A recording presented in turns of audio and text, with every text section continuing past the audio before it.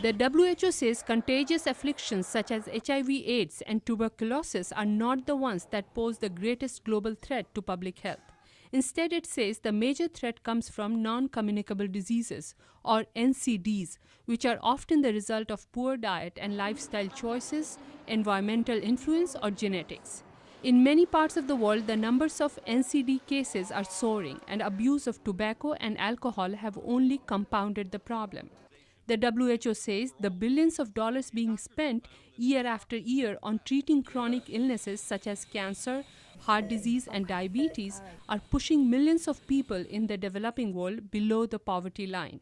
Margaret Chan, WHO's Director General, says greater attention must be paid to the link between these killer diseases and the economic well-being of low and middle-income countries.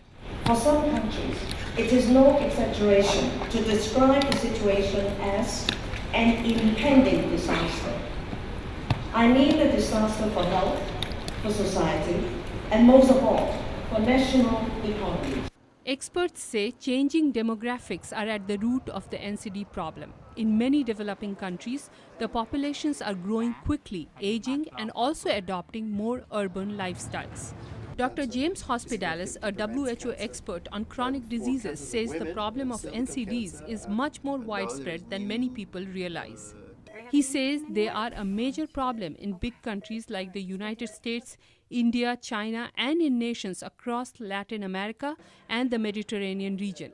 While infectious diseases get most of the attention in Africa, the WHO estimates that chronic diseases will surpass them as the leading cause of death in many African nations by 2020.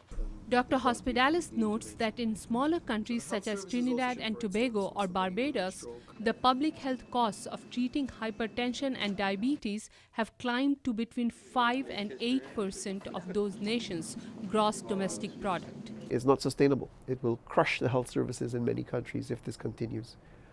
So we cannot wait until we have dealt with HIV and dealt with malaria. No, it's upon us.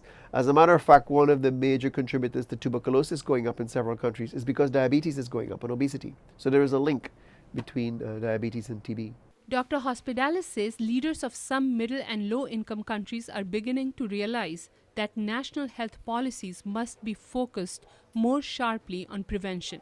He says these leaders understand that even simple diet and lifestyle changes can significantly lower risk factors for stroke, cancer, diabetes, and chronic respiratory diseases such as asthma and bronchitis. We estimate in WHO that over 30 million lives can be saved in the next 10 years by simple measures, reducing the level of salt by 15 to 20%, reducing the amount of tobacco, and increasing the number of people who are at risk of a heart attack or a stroke to be on simple preventive treatment. Those three measures can save over 30 million lives in the next 10 years.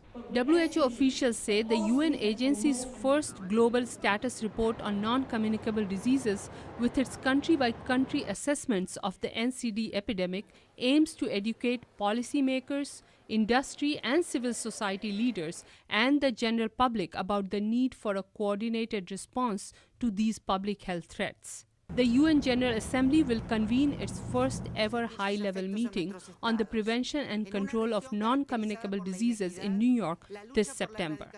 Vidushi Sinha, VOA News, Washington.